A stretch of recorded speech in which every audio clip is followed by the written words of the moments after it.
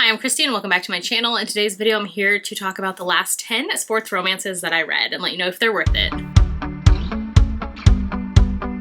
Alright, so I have been having such fun doing this kind of series on my channel where it's basically I give you like the last 10, 15-ish books of a certain trope, subgenre, genre that I've read, and I let you know if I thought they were worth it or not. Kind of like a yes, no, maybe situation, and let you know that yes, you should pick it up, no, pass on that one, or a maybe, and I give you reasons of why I think it might work for you or not. So it's been a lot of fun, and like I said, I have the playlist linked below in the description of this video as well, so you can go check out maybe some other ones that I've talked about. But in today's video, I'm here to chat about the last 10 sports romances that I read and if I think they were worth the hype or not. So I will quickly just go through the last 10 that I have read for sports romances, and if you want to know more of my thoughts or full reviews on any of them, I do review all the books I read. You can always get to my Goodreads through the links in the description of my video. But with that out of the way, let's just get into it. I'm very on brand today, so I'm wearing my Playbook by Rebecca Jinchak. This is her Brogan 6, the hero, the character, the football player. So I'm wearing this, which is from Novel Grounds, and they have amazing kind of sports romance shirts and merch, which I love. So anyways, just had to point that out, which I am going to talk about a couple of her books, which I love, so spoiler alert. Alright, so we're going to kick it off with Play Along by Liz Tomforty. This is the 4th book in the Windy City series, which is an entire series of sports romances, and they've all been different.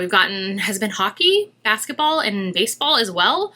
I think that's the case. And so this one is a baseball romance, and I love this one. This one's going to be a yes from me. I gave it 5 stars in December and loved it so much. So this book came out in the summer of 2024. I don't know why I put it off because I really enjoy her writing. So I will say if you've been putting this one off like I did, definitely get to it. I think this one is definitely worth the hype. This book follows Isaiah, and he's a character that we already kind of know and have seen and love from the series, and so it was so much fun getting his book. He is very much like cinnamon roll energy of a hero, and he is a baseball player who has been pining after the heroine for quite some time. And in here, the heroine actually worked for the team as well that he plays for, so she's a doctor, and she is the only woman working on the team, and so there's a little bit of like sexism going on there for her job and role for the team. And so basically this book starts off and they're in Las Vegas, and some things go down with them where they end up getting drunkenly married in Vegas. So they wake up the next morning, realize what happened, and they kind of have to come to terms with that and go and tell the team that they both work for what happened. And so they're expecting it to be like just, you know, no big deal. And when they end up telling the kind of manager or owner of the team what happened, so he's basically like, yeah, that can't happen. One of you is going to get fired if this isn't like a serious situation. And so the hero immediately steps in, is like, wait a minute, like I have loved her for forever, finally convinced her to get married with me, elope in Vegas. This is very much a real marriage. And so from there they have to kind of fake it to make it. I love this one. I love how attentive and sweet and swoony the hero is with the heroine. So many like romantic gestures, which I love. I loved in here that they both work for the team. Like I said, he's a baseball player and she's a doctor into sports medicine for the team as well. I loved the heroine in here. The hero, he's the sweetest, but the heroine as well, just really connected with her. She has some struggles and some complicated feelings with her family. So I loved seeing that kind of explored in her finding this found family with the hero and with the entire kind of like team around him. Loved it so much. So good. More like emotional elements to it as well. Highly recommend. This one is definitely a yes for me, which I am going to link all the books I'm talking about as well. So if you want to go back and check out any of these, they're all going to be linked in the description of the video. So next up is Stealing for Keeps by Rebecca Jinchak. This was a December 31st release. So it came out at the very, very end of 2024. I love this one. This one's going to be a yes, but possibly a maybe from me. If you're not into like high school YA type of settings, this one might not be for you. I personally loved it to pieces. I love Rebecca Jinchak's writing. This one I gave 5 stars to. I've given all of her releases for the past year 5 stars. Love them so much, which this one's so cute. It came with the like interior and pages are pink, and then it has, I got a sticker sheet as well from the publisher who sent this to me. So in this one, both the hero and the heroine are into sports. So the hero is a soccer player where his whole family ends up moving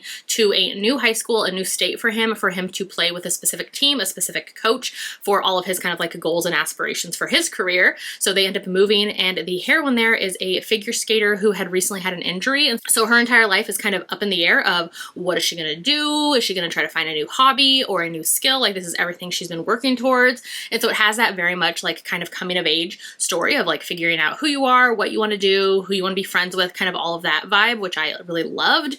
And so in here, the hero sees the heroine on the first day at the new school, and he's immediately smitten with her. And then he's kind of dared by his teammates to kiss her. And after the fact, he realizes that she is his new team captain's ex-girlfriend. So there's a little bit of like forbidden-esque vibes to it. Like I said, I really enjoyed this one. Very cute and sweet. This one would be a yes, maybe from me if you are not a fan of like high school YA type settings. All right, next up I'm going to talk about these two together. So this is Binding 13 and Keeping 13 by Chloe Walsh. These are special editions that Eternal Embers did, and they are just absolutely stunning. I love them to pieces, all of the like amazing details on these. So this is a series that I had been wanting to get to for quite a few years. It had been my TBR for a while, and I was kind of like wary to get to them because of all of the hype for it. But I will say the series was a definite yes for me. I think it's definitely worth the hype and worth getting to, which I will say with this one, it's similarly to the previous book. This is a kind of like high school YA new adult setting. There are some heavier content warnings in this series as well. So definitely check those before going in, because I know that quite a few people, that content warning is like not going to work for them for these books. So definitely like take care of yourself and know that before going in. But I really loved these books. They are definitely heavier and more emotional, which I really need and connect with in books more. So the hero is a rugby player in high school, and this takes place in Ireland. And so the heroine has been recently transferred to his school. And so they end up meeting, and she was transferred to schools because of bullying and some things going on with her. She has a super hard, traumatic personal life as well, like family life. So like I said, definitely heavy content warnings in this series. But I love these two together, and seeing their connection and how protective the hero is over her, and seeing them kind of overcome some of these traumatic things in their lives. Loved seeing their connection together. It definitely has like who did this energy to you. Just so good. Love their connection. The first book, Binding 13, is my favorite in the series so far, but overall just such a great series, but definitely some heavier content warnings. So just know that before going in. All right, next up is The Striker by Anna Huang. So this one is kind of hard for me. Personally, it would probably be like a no for me, but it might be a maybe if I'm like recommending it to other people, because I know so many friends who absolutely loved this book and it worked for them. I personally gave it 3 stars, so like it was okay. It just wasn't my favorite by this author. So this one takes place in London. It's the first in a new series from this author, and I think it was her first sports romance as well. So in here, the hero is a footballer, and he is for like a Premier League, and he plays for them, and he's like the greatest footballer in the world. And the heroine was a former prima ballerina whose career was cut short because of an injury, and so now she works at a dance studio. And so in here, we also have like teammate slash rivals sibling as well, because the hero in here, he ends up becoming teammates with his rival, who is the heroine's brother. And so basically the hero and his rival slash new teammate, they kind of get into, they fight a lot. And so they end up kind of being the reason, or their coach blames them for reasons of them not doing well for the season. So their coach ends up telling them, on your time off from the season, you two need to get it together, work together better. I'm going to put you into a dance class, where the hero meets the heroine and realizes that that is said rival's sister. This book, I really love those tropes. It started off really well for me, but this book, it was just so long. It's almost 600 pages. I don't think it needed to be. The pacing was off. I just didn't really connect with the characters as much as I wanted to. And I have read just other like sports romances where it is teammates slash rivals sibling that I enjoyed more. So yeah, this one kind of like a maybe, but possibly like a no from me personally. But it does have a really cute like step back moment in here, so I do like that. All right, then next up is Reckless Love by Willow Astor. This is the 3rd book in her Single Dad Playbook series, which is the current series that she's writing. This one's gonna be a maybe, but possibly a no from me. This one, I've read the whole series, and the first book, Mad Love, just worked for me so well. And ever since then, they just kind of haven't hit the same for me. So this one is a kind of friends to lovers slash they immediately friend zoned one another when they met in college and kind of put one another in that friend zone. And so they've been friends for years. The hero is now a single dad. He's a professional football player, and the heroine is a pro cheerleader for the team that he plays on. And so it's kind of like a forbidden element where now is their time to finally be together and kind of get together as a couple. But they have that whole stipulation that a football player and a cheerleader on the same team like can't date. And so they're kind of like biding their time, because the heroine's like, all right, I have like a year left of my career, because she's I think in like her low 30s, mid 30s, where she's like, I'm gonna have to retire soon. So like, let's just get through this year and then we can finally be together.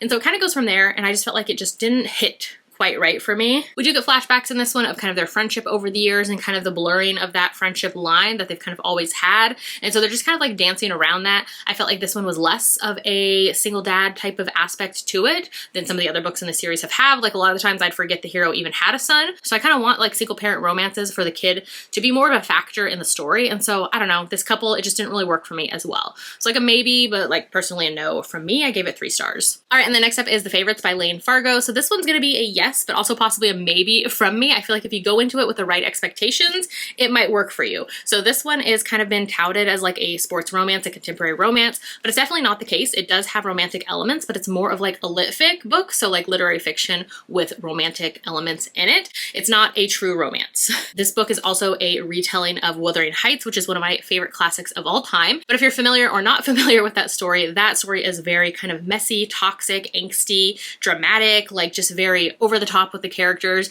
and that's kind of the messiness that this book brings as well. But the messy, the angst, the drama like really worked for me. This is set in the elite figure skating world, and so basically in here we're following the hero and the heroine throughout the years. They had a relationship, they've been off, they've been on, and it's just very much like dramatic and entertaining and very addictive. I will say the audiobook in particular is fantastic for this one. If you're going to read it, I highly recommend the audio because it comes with a full cast narration, which was amazing. This one is being compared to Daisy Jones and the Six as far as like having this overlapping story, as well as kind of like intermixed with commentary and sports commentators and like people looking back talking about events happening throughout the years with this couple and just all the drama around them. So it does definitely bring all of that energy. So I would say if you go in with the right expectations, you might enjoy it. I had fun with this one, not like a favorite. I gave it 4 stars, but just like a really good, fun, like messy drama, angsty, you can't look away type of time.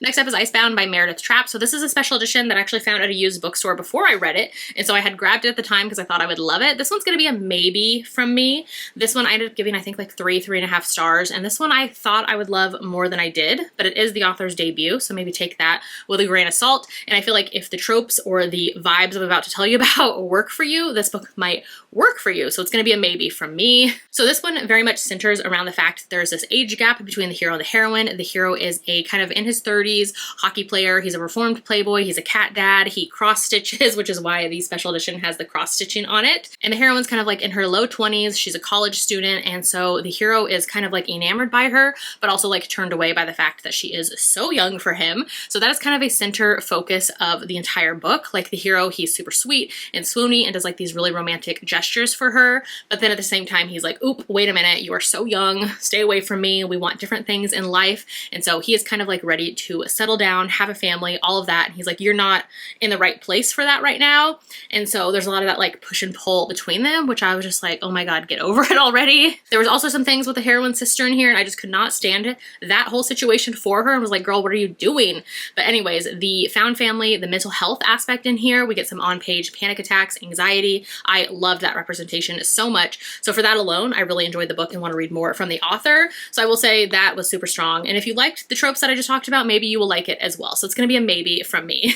Next up is Come Back by Rebecca Genshak. This is the 3rd book in her Holland Brothers series, which this shirt I said I was wearing earlier, this is from book 2 in the series. So this book 3, I loved it so much. This is going to be a yes from me. This whole series has honestly been so good to me. So this one is a sports romance where the hero is a football player and the heroine is actually a dancer. She's trying to open up a dance studio in the story. And so in here we have forced proximity. They become roommates. The hero in here as well is the heroine's brother's best friend. And so he has also been kind of raised around the heroine's brother and is super protective over him. So at first the heroine is new to her brother's life. And so the hero kind of has some feelings over that and is like protective over her brother, hoping she's there for the right reasons. So at first there's a little bit of an animosity, but he's also really pulled to her. And I just loved seeing their relationship together, especially being roommates. In here we also get ASL rep. The hero is deaf. And then the heroine as well, she has like chronic illness / asthma. And so we got some like asthma. She has like an asthma attack at one point in the story as well on page. I just love this one. This one was very much like these two are so protective over one another and like so meant to be. I loved seeing them together. I love that they found one another, and I just loved how like there they were for each other. I love this whole series. The Found Family, so good. Highly recommend. All right, next up is Unloved by Peyton Corinne. Not to be over dramatic, but this book is so amazing. One of my favorite reads of the entire year. Yes, it's only February. Yes, I love this book to pieces. I've never really had any of those books that like I can't hear criticism for, but this book is definitely going to be on that list. I maybe have 2 on that list, and this one is one of them. This book was perfection. I loved Unsteady last year by this author. She does like hockey, sports romances, as well as with mental health and kind of like anxiety and kind of all of those feelings. The representation is done so well, and just the way she writes is so beautiful. I stayed up till 4:30 in the morning finishing this book. I loved it to pieces. This book is just coming out on February 4th, so I think by the time this video goes up, the book will be out. Highly recommend picking it up if you haven't yet, but just know that the book does have a lot of heavy content warnings in here. Those kind of feelings of being not worthy enough, thinking you're not perfect, thinking you are unloved, unlovable, kind of all of that. Those feelings of wanting to belong, wanting to make yourself smaller to fit into somebody else's world. It has kind of all of those vibes to it. And this couple, the hero and the heroine in here, are just so perfect for one another. Like I cannot stress that enough. The way that they found one another and are kind of the same, but also like perfectly balanced for one another is just so beautiful to see. This book is why I read romance books. I love it so much. The mental health, amazing. Like immaculate perfection. I loved it to pieces. Like, I cannot say enough good things about this book, but just know it has some like heavier content warnings. You'll probably get emotional. You'll probably cry. I was crying through a lot of this book. It's just so good. The found family aspect, I love this book to pieces. Like, Unsteady was already a favorite for me last year, and Unloved kind of topped that for me. It's so good. It's one of my favorites of the year. Highly, highly recommend, which I didn't even actually say much about this book. So basically in here, the hero is a hockey player and he is struggling. So he has a 2.0 GPA and he needs to graduate college because he's a student athlete, as well as he has, you know, a possible future career with the NHL, but he's struggling. He has a 2.0 GPA, he has dyslexia, he has dyscalculia, and he has ADHD as well. And so it's really hard for him. And so the heroine ends up becoming his tutor, which, yes, we have seen this kind of pairing in sports romances before, but the way these two work together is just, it's just so good. And when the story starts, the heroine has a boyfriend who's toxic and abusive and the worst person in the world. And so she definitely has to go through some things with that. But the way that these two just fit each other and get each other, it's just so beautiful and healthy and amazing. And I loved it so much. Cannot stress how much I loved this book. It was perfection, like my favorite book of the year so far. So yeah, highly recommend. All right, so the next one I have to talk about is Deep End by Ali Hazelwood. I just finished this one last night. This one's gonna be an absolute no from me personally. So let's see, I have read all of Ali Hazelwood's books in the past. I've read all of her novellas, all of her traditionally published book, all of her books. I've read everything.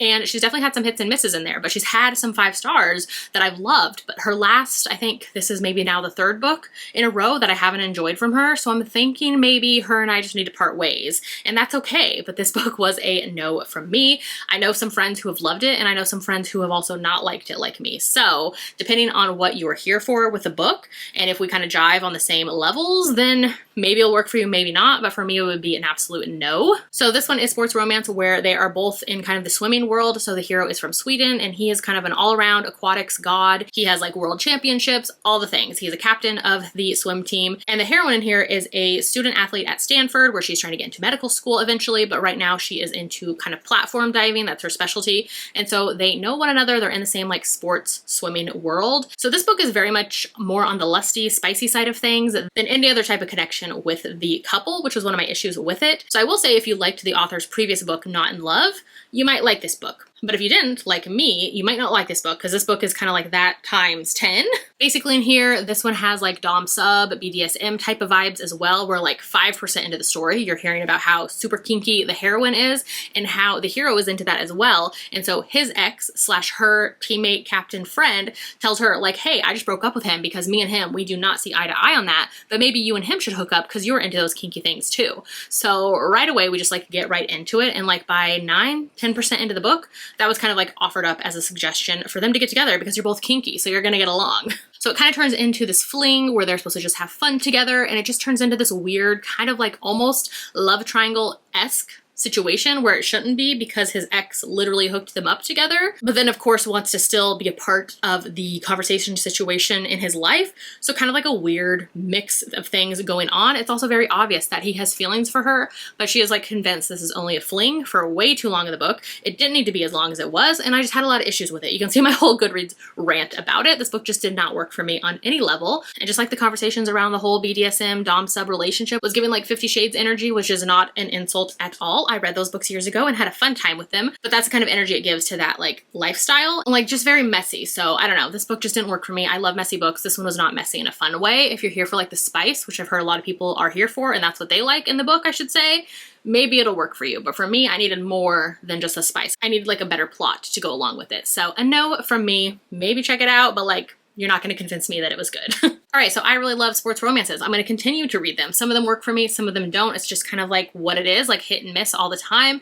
And so yeah, definitely let me know in the comments if you're going to pick any of these up. I would love to know. If you have any sports romances to recommend me, definitely let me know that as well. If you want to leave me an emoji in the comments today to let me know that you watched this video, leave me like a football, leave me the soccer ball, basketball, baseball, any of the type of sports related emojis. Do that in the comments. If you haven't done so yet, make sure to like and subscribe so you don't miss out on any of my future videos, and I'll see you in my next one. Bye!